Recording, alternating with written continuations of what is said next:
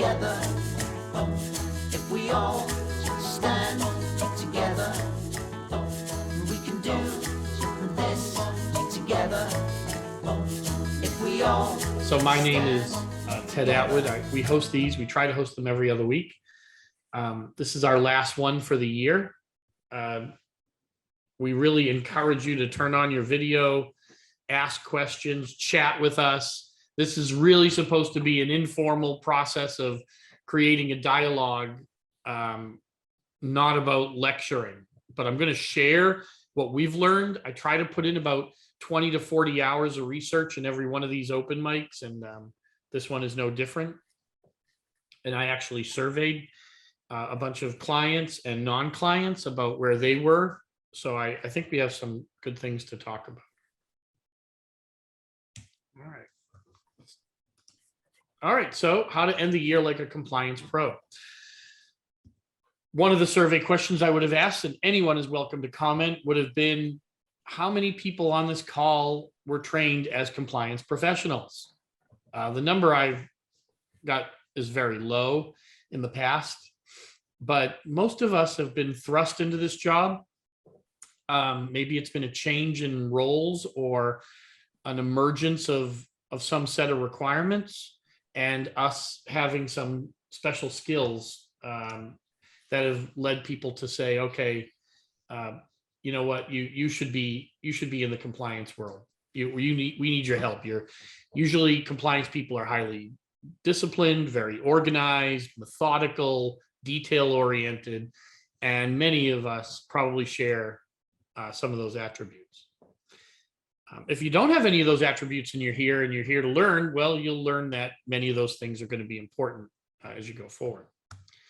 But compliance work is one of those fields where your proficiency in other areas may allow you, the benefit of working in this environment. It's unlike an engineer or something else. We tend to adopt people into this industry without formalized training. And the EPA has done a terrible job at formalizing the training. Field service people get training, but not the kind of training you need for reporting or making sure that you have the proper record keeping requirements in place. This is the type of work environment where you have to learn on the job in many cases. So we want to help with that. All right. So again, I've been doing this for 27 years. I filed thousands, probably closer to tens of thousands of records in California, hundreds and hundreds, if not thousands, of requests for documentation with EPA over 27 years. We know what they're looking for. We're incredibly versed in the expectations they have about the quality of the data, and that's what you're going to hear a lot of today. Now, last year, the Department of Justice did us a big favor, and they updated really what they expect from compliance programs at companies. And if you read this quote, this speaks directly to what is expected. Remember, the people that are reviewing the records and the data are from the Department of Justice. And so this was a guidance document in June of 2020, so it's a little over a year ago. And it's specific about what was expected there. And if anyone has any questions on this, I can actually share the Department of Justice's document. But the DOJ has a very different interpretation of what compliance is, likely, than you or I, if we weren't aware of what they were expecting. I don't see any questions, so I'm going to keep going. Now, at our goal at Trakref, just so you know, there are all kinds of compliance programs, but we're trying to build a platform that's a defensible compliance program. And a defensible compliance program, and I'm going to explain a little bit about defensible versus tactical, is one that knows its risks. It doesn't mean you're completely on target with everything or that you'd score yourself 100%, but it means that you've got a strong program in place. We tend to use technology to streamline that here. So we build a lot of the things that I'm talking about today into the software as we evolve through those learning moments with regulators and requests for submissions and filings. And so we do our best to stay ahead of those. But our goal ultimately, as we suggest in every case, is build a defensible compliance program and use that as the term for your company as often as you can. Defensible versus tactical.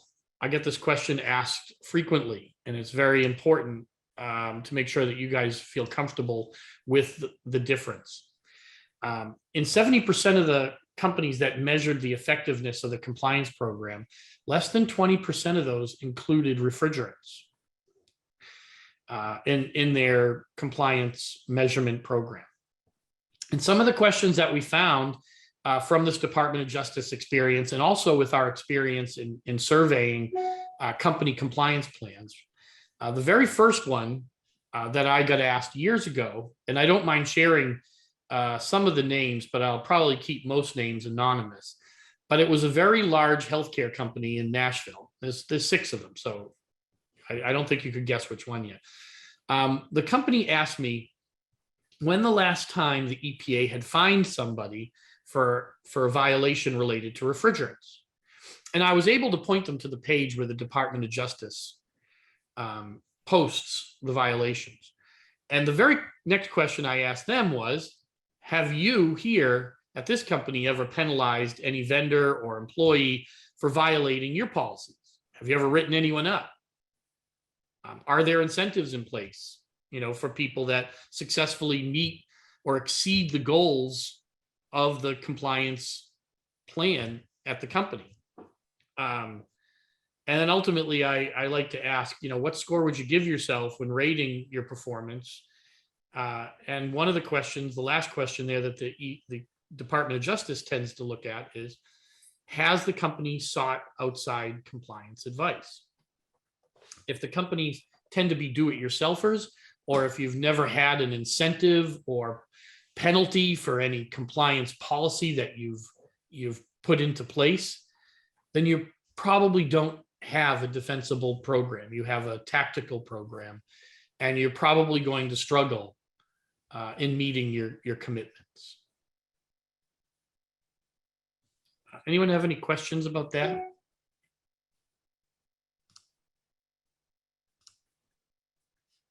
All right, I'm gonna keep going. Roy, you keep me up to speed. Ray, you keep me up to speed if I miss anything.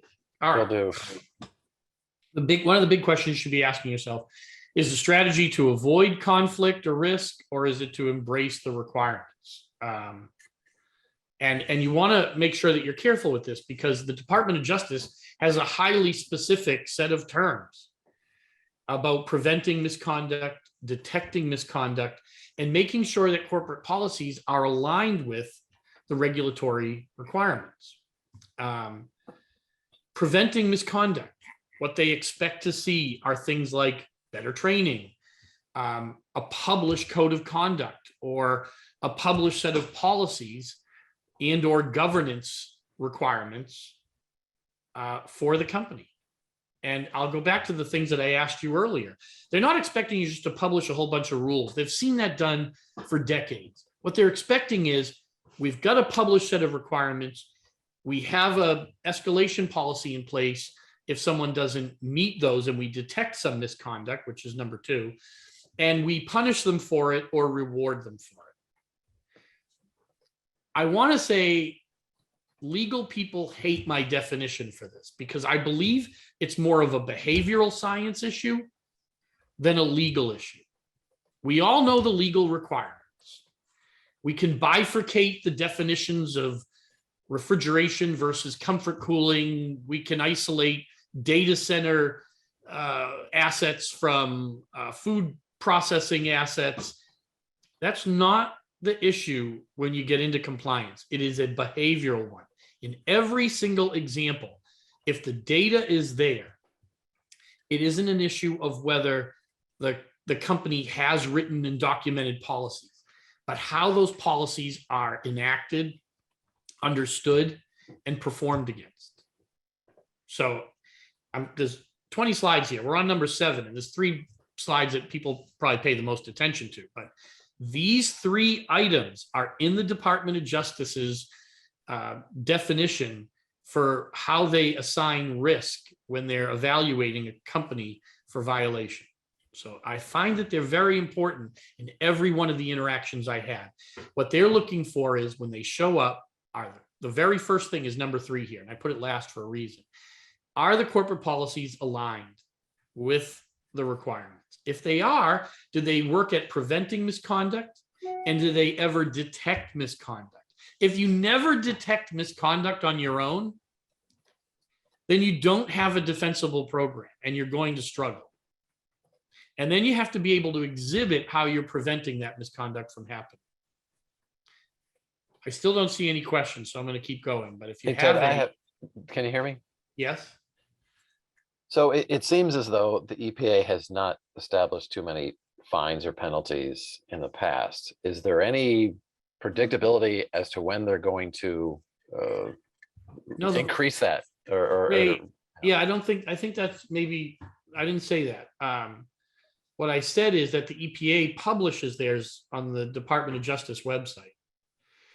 And they might not come out with a fine a day or a week, but they do fine people, and those are usually big numbers. Some of them are in the 5, 10, or $20 million range. They're significant.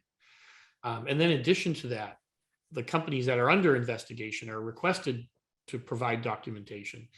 It's a burden on the resources in the company to deliver and interact with those regulators. Yeah, of course.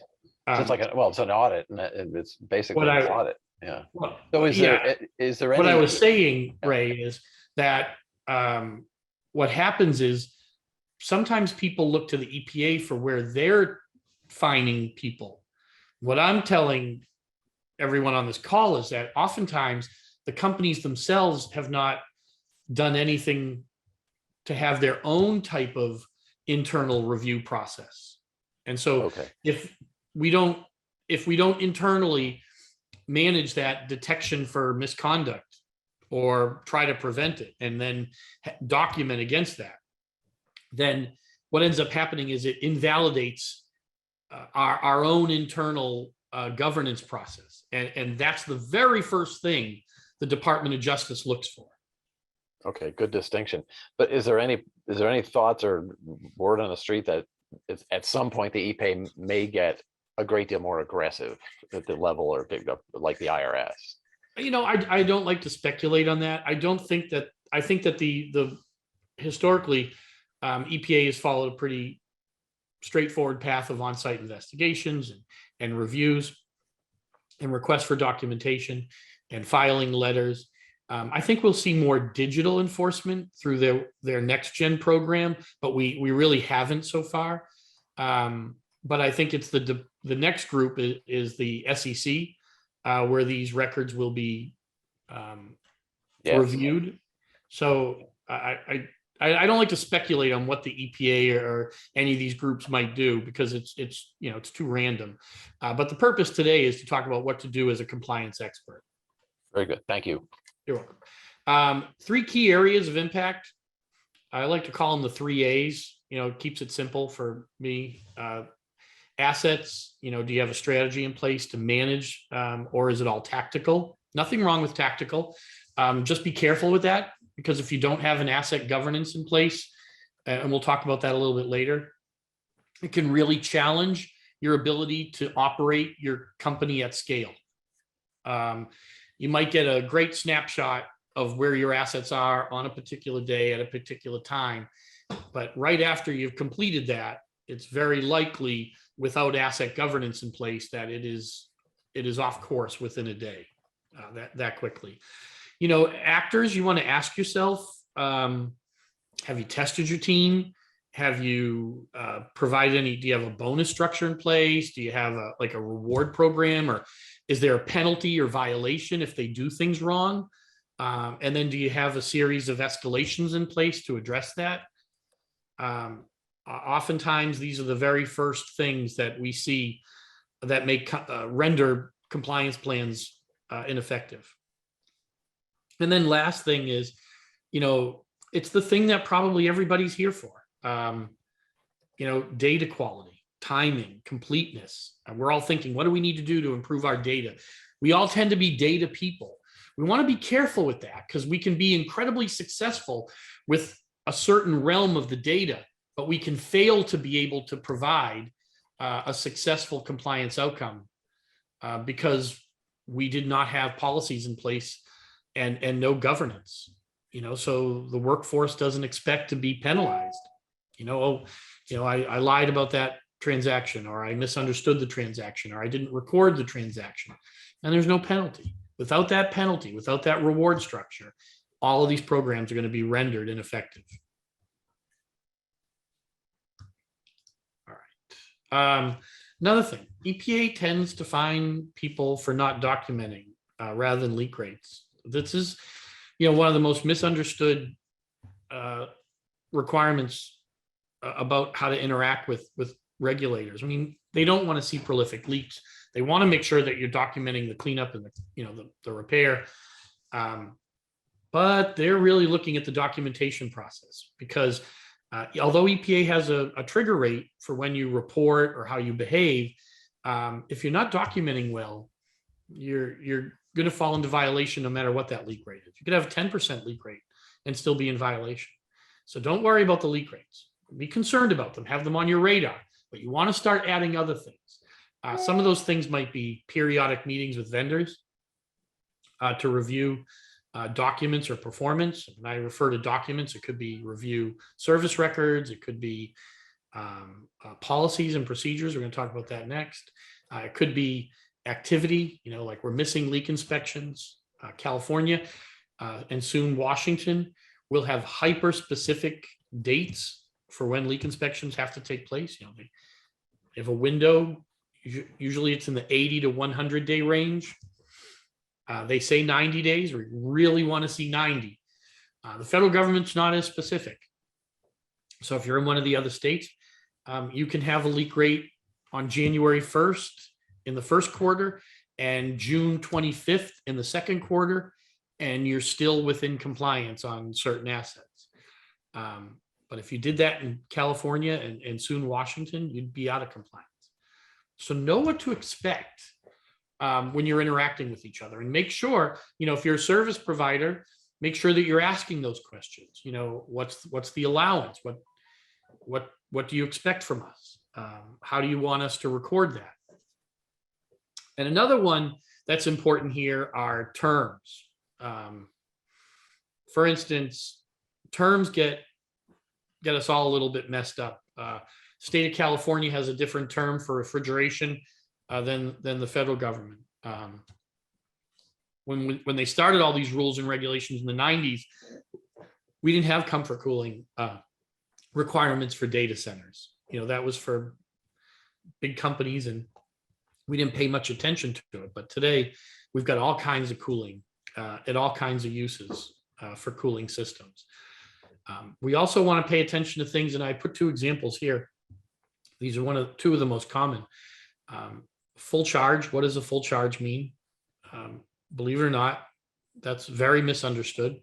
If we're running a refrigeration system with a receiver, our full charge may be at 20% of capacity. We have to be careful with that. And we want to know, what does that mean for each party? Service provider might be thinking it's one thing, the owner operator might be thinking another. So it's a great example of one of the things that we hear most is most confusing between parties. And another one is retrofit. The state of California might include retrofit as a change in capacity, whereas the federal government, it's a retrofit as a change in refrigerant type. So again, no question. So we're halfway now. Big one here. Do vendor contracts include policy expectations? I review tons of these every year. I see tons of policies are the number one thing people want to send me when we onboard them or some type of review period. And the policies are often outdated, or they're misunderstood, or they're not communicated. Maybe the company has a policy, but the vendors have never seen the policy, so they didn't know what was expected, and it wasn't included in the contract. And so the documentation process falls apart here. So it's very important, if you're in December, this is the time of year to say, hey, we've just finished the year. Have you updated your policies yet? Could you please send them to us so I can take a look at them before 2022 begins? And if you're a service, I mean, if you're an owner or an operator, take a look at your policies this month. Send them out to your vendors and say, these are the policies. Maybe we should have a meeting and talk about them. I did a review over the last couple of days of policies that we've helped people work out. Average policy document is about 14 to 17 pages, and there's anywhere between 45 and 75 policies in those pages. And these are just two of them. You know, what's the expectation for entering data? We get to the end of the year, this becomes really important. It's one of the things we watch month over month. Anyone have any questions on these? I consider December to be that month where you get a chance to review those policies. All right. I blacked out the name of the company. It is not a client of ours. It is now becoming important that ESG records, which stand for environmental, social, and governance records, are records that shareholders will use. So companies will generate these records, and for roughly 15 years, which is about how long these have been around, the records have been considered largely marketing related. They report scope 1, scope 2, scope 3 emissions. Scope 1 are direct emissions at a facility. And what we've seen throughout the marketplace, this is not any one company. This could have been any one of a dozen that I reviewed, is that companies will report a specific amount of emissions related to their compliance reports.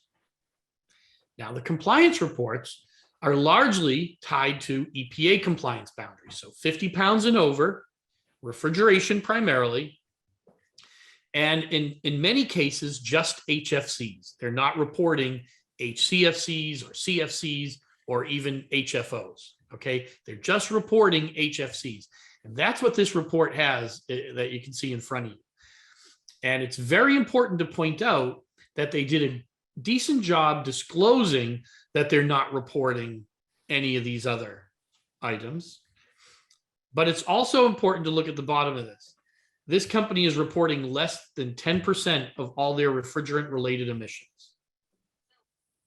So it's a significant number still. I'm sorry, 10% of all equipment related emissions. So this might be 50% of their emissions, or 30 or 70, I don't know, but it's not 100%. But they don't disclose how much of that percent relates to this disclosure. Now, the SEC is looking at these records for accuracy. This is very important. So the refrigerant data that you're collecting, that you were super specific about the EPA, may have nothing to do with the emissions that are reported by the company that you're working for. Or if you're the company that's doing the reporting and you're in the compliance department and you know that this data isn't complete, it may not be well understood by the sustainability department. This time of year, we get lots of phone calls about how to audit these records. And all of this fugitive emissions shows up on scope 1 emissions in the ESG reports. This is a really important, Cynthia, I mentioned that next year was going to be one of the biggest transition years for expectations here. And this is what it's about. The data that people are collecting is showing up in investors' hands through the ESG reporting. And the SEC has a lot more power than the EPA. An example of this is a company called Deutsche Bank was seen to be misreporting their ESG results. And on August 28th, the SEC filed an investigation against Deutsche Bank's ESG records. Deutsche Bank lost $970 million of value that day. It's a big number. And it was directly related to their ESG reports. So although we're not thinking about it when we're adding refrigerant or recording those transactions, this data is now seen as investor grade requirement. All right, everybody's still pretty quiet. What should you be looking at? Document your failures. Everybody wants to document successes. Document your failures, embrace your failures, record your failures, and work on your failures. The successful stuff takes care of itself. Look at your highest leak rates. Check your slowest record entry. Set goals for the year that include improving record entry timelines. Look at the accuracy of your asset registries. If you're a service provider, ask your clients, would it be valuable for us to share asset data so that we could improve your asset registry information or improve our own asset registry information? I think you'll find it's very helpful. It's a great way to build bridges here too. And if you're an owner and operator, ask your service teams, I want to see your asset records. Because if there's a different version of your asset records floating around out there, because a lot of service providers will keep a record, digital record of the asset registry for a building. If you find conflicts between your records and their records are more up to date, or your records are more up to date, this is that time of year to share that. It might take you all year to work out the gaps and the conflicts, but now is the time to start that process. You want to see the average number of days to complete a follow-up leak inspection, and you want to make sure that from the time a work order was opened till the time it was closed is less than 30 days. Now, one of the biggest mistakes I see here every year, because we do a lot of these reviews in December and January, is that a service provider will hold back all of the activity. So let's say work was started on October 1st, but they don't finish it until October 30th or on November 5th. They'll hold all of that back until November 6th or 10th. And then they'll start to enter all the records going all the way back to October 1st. We see it all the time. This type of action capture process undermines compliance, and it can also undermine sustainability. Although it might seem highly practical from a documentation perspective, it is one of the most common ways to undermine success. So I encourage you, change that. Start in December and change that. The next one is, how many assets experienced a leak? Look at the count. If 80 assets in a group of 1,000 experienced a leak in 2020, maybe you wanted that number down to 72 assets in 2021. How did that work out? You've got to have some type of measurable performance goals. This is one of them. And the next one is this awful one called the name and shame. Which tech added the most gas? Which store, which location, which asset caused the most problem? And what did you do to fix it?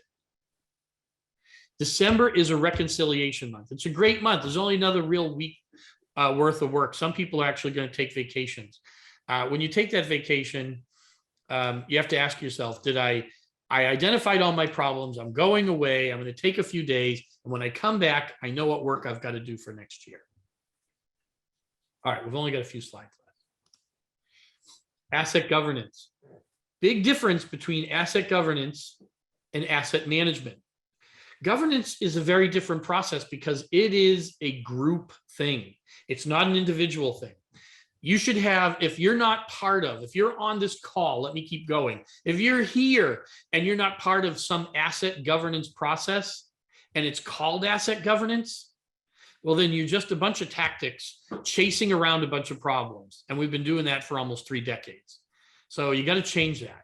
And the way you do it is you get an asset governance committee together. Use December to float that option with clients, with service providers. If it's all internal, do it internally.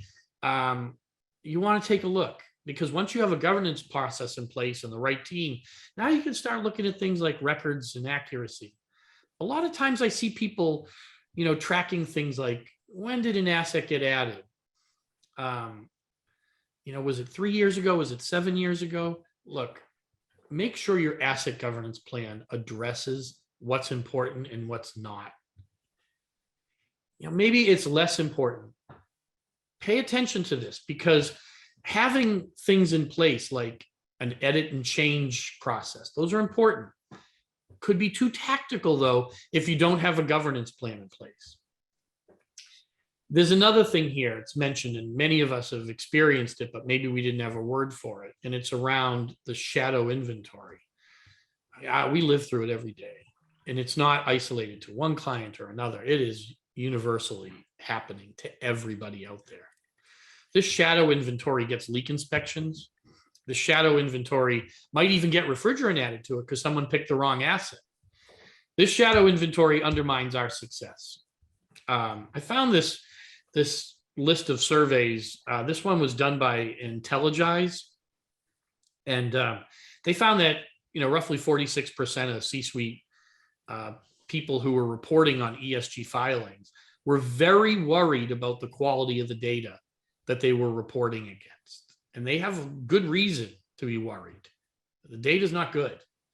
Asset registries are one of the most poorly kept pieces of information in any corporate environment. They're terrible because too many people have access to them. We work with lots of CMMS systems and work order system companies. And the very first thing they do is give you the ability to edit and change assets. We consider that crazy over here at Trakref. Without some type of process in place and governance, this entire thing becomes valueless. And we target a number of 85% accuracy, and we feel like you can have really good success in your compliance outcomes. All right, either you've all fallen asleep or this is the best presentation you've ever been part of. So I'm going to keep going. All right, what should you be doing today? Close out your old tickets. Share an email with all of your teams. Folks, if you're doing any work from now till the end of the year, we need you to get it closed out by, set a date, January 5th, January 8th. If you can't close it out by the 8th, maybe you tell people our policy will be that you'll be allowed to open a new ticket after the new year, but we need it closed out so that we can start reconciling. In the accounting world, there are 8 steps to every accounting transaction before it becomes posted. 8. In our world, there tends to be 2. Did I do it? Did I record it? And then I'm out. If you're filing in California, or you're a grocer, or you have any type of chronically leaky system, you need to know that now, not later. So close out transactions, set a date, and think about how you'll build or allow for a new PO against an outstanding issue.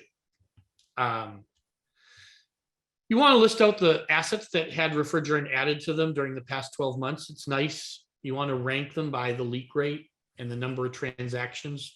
And one other thing we like to do is put leak inspections against them. Did they have regular interval leak inspections? I got to tell you, I don't care if it's a 50-pound or a 30-pound or a 100-pound asset. I track everything. I will create a difference on how I approach a 30-pound asset versus a 100-pound asset, but I will still track all of them. Get your end of year leak inspections in. There's 2 weeks left. Get it done. Get it documented. Find out which ones are missing. For those of you who are like, well, it's just a leak inspection, we'll put it in later. For those of us who have to report on data that's related to that, we suffer because we're not sure. Are you in? Are you out of compliance? This is the last quarter. And the second, third quarters of the year aren't great leak inspection quarters. So we're really hoping for a strong close. So get those records in, because that's going to tell us how well we're doing as we run towards the finish line. Another big one, ALDs. We see it every year. Did they get calibrated? Most of them have a self-calibration tool. They just need to be calibrated. It's not a hard process. We can fill you in on what you need to do. Most of the ALDs also have a process that they can document for you to do, or what you're supposed to do. But get it done. Get it recorded. Every year I get to the end of February and there it is. Everything else is finally done, but we don't have the ALD calibrations in place.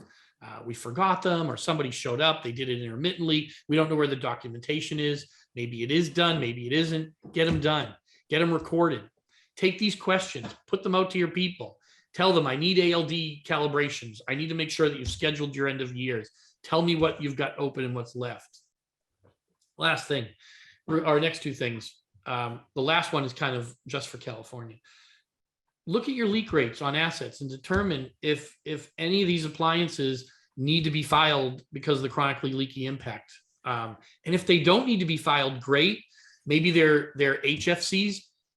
Be aware of them, because I can tell you EPA now has the authority to manage HFCs. They're going to put these on their radar for this year.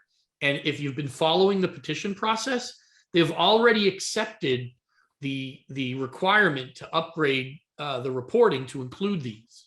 It's just a matter of when they file it now. And if you're in California, get a list together of all your GWP appliances, or all your appliances. You need to know the GWP. You have to report that this year.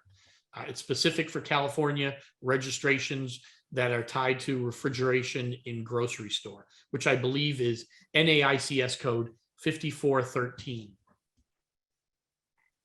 All right, finally, I've got a question, which I'm excited about. What's your recommendation for handling assets where a retrofit occurred in the previous reporting year, but it wasn't documented? So prior to the leak inspection, they reflected an incorrect refrigerant type. Yeah, great question. Happens every day. So the state of California, at least in our situation, they've been super helpful. We alert them to this missing retrofit record. If you don't know, and by the way, we alert them to the missing retrofit record, we ask them for their help, then they'll make the update. And then we can just go ahead and do our normal filing. If you're at the point right now where you're just getting those filed and you only have one or two, you'll probably be fine. If you have a lot and they're not filed, or there is no pipeline there to the state, it's going to be a little bit more difficult. If the filing is over 3 years old, and it has to be changed, you do have to go back to the state.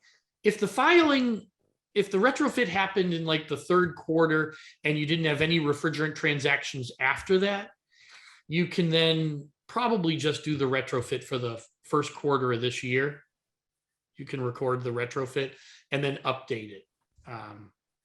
It will really depend on how many refrigerant additions happened after the retrofit date and how close that retrofit date was to the end of the year. Does that answer the question? I hope. Okay, I'll keep going and you can say no. All right. Profile the regulations. Don't let your team miss out. Don't assume that they know everything. Don't assume that just because the regulation might go into place next year that you don't have to pay attention to it. I'm going to tell every single person on this call, pay attention to SNAP 20 and 21. They are back in place. The deadlines are well established. How they deploy successful updates to those is up to the EPA, but make the assumption that SNAP 20 and 21 are fully in place.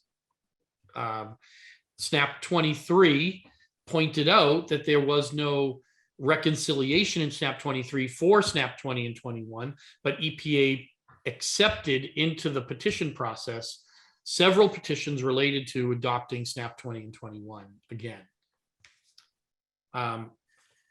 Well, we're 2 weeks away from refrigerant phase down, so if you're not already buckled up for a reduction in HFCs, it'll happen with or without you in 14 days.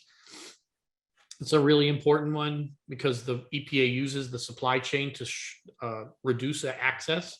And so we're going to go down by 10%, but we're really actually going down by more than 10% because 6 of the industry segments weren't touched.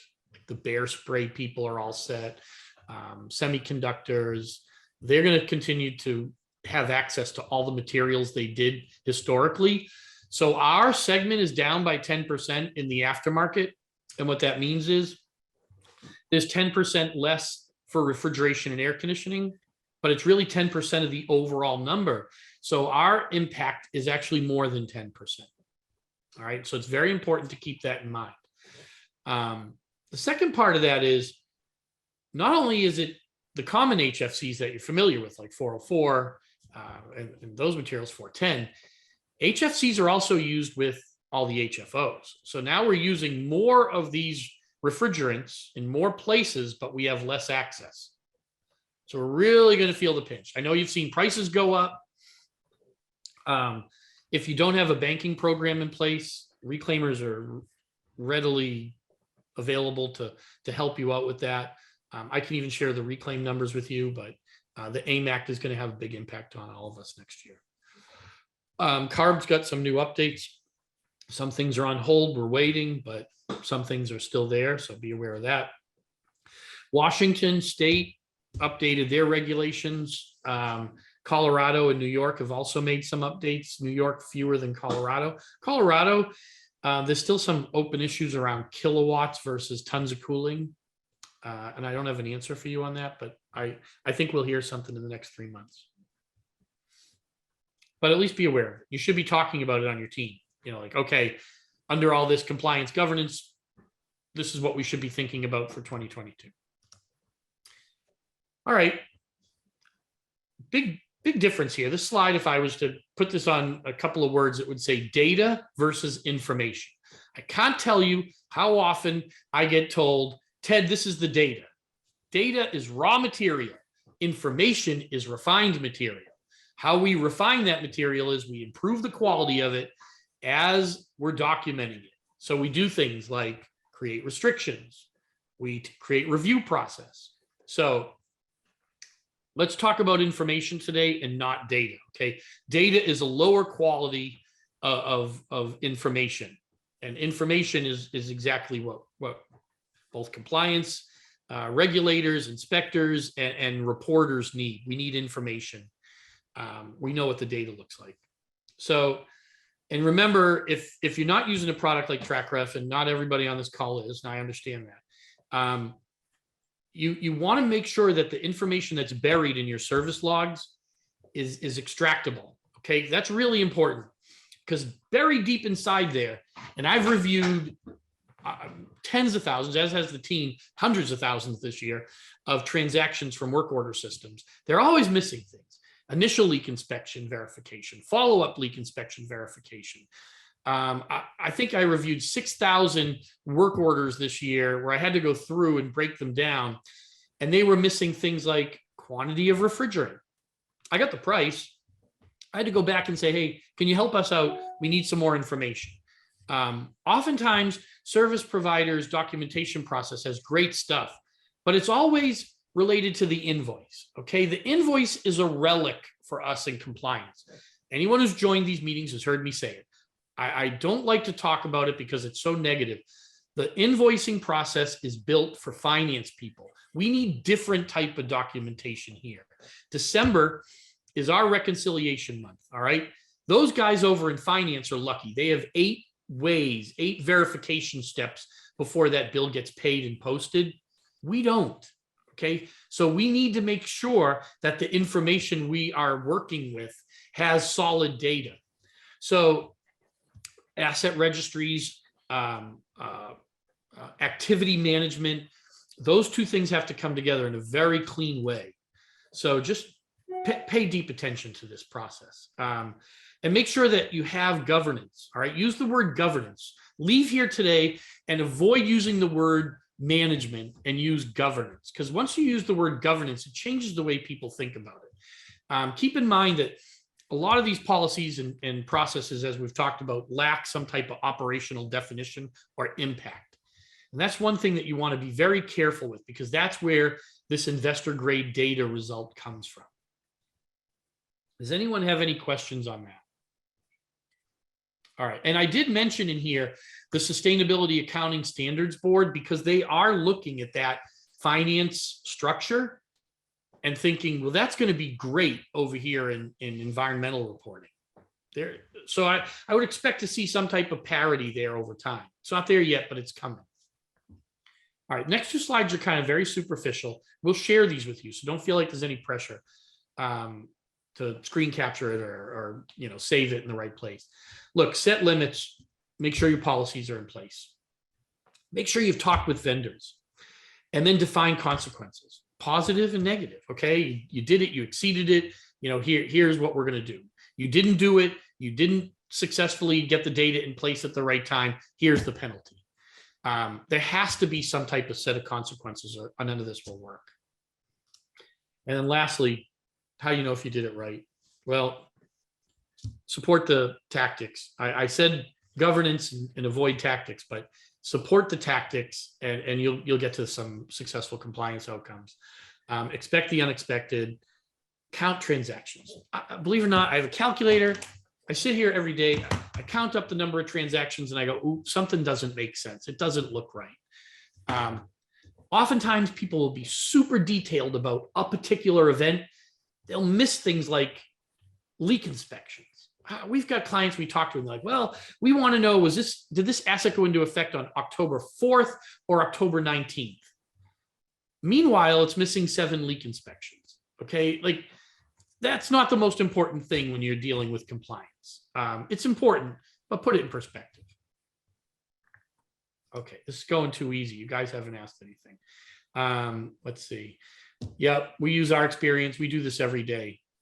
And then lastly, your compliance officers. If you're on this call, you're a compliance officer. Keep that in mind. And as an officer, you're responsible for the transformation of the data. When it goes from data to information, that's your job. That's your job to make sure it got done right in a timely manner, and it can now provide value to somebody further along in the chain. Roya, Ray, did I miss anything? Did I miss any questions? No, it's a lot to process. So Yeah, there's a lot there. It took me a while. So it's an entire year's worth of information, and not only 2021, but of course, really getting ready for 2022, because it seems like what you're saying is 2021 was the beginning of a lot of change, and it's that all those changes we're just starting them. There's no end in sight. if you were here for this same discussion a year ago, you heard me say many of the same things. Yeah. I might not have been as forceful on the data governance side and the terminology around that, but I'm telling you, I've worked with teams of service providers, service teams that have an asset governance manager. I love that. Right away, I know that I've got somebody who knows what this needs to look like, and that we can be super effective together. Yeah. And I've seen a lot more people put a lot more emphasis. The one place I see massive gaps are in the ESG reporting. It is largely misunderstood by most of the maintenance teams. And so we tend to underestimate it or not pay much attention to it. It'll be a big problem in the future. Is that because ESG is a fairly new terminology and fairly new concentration within organizations?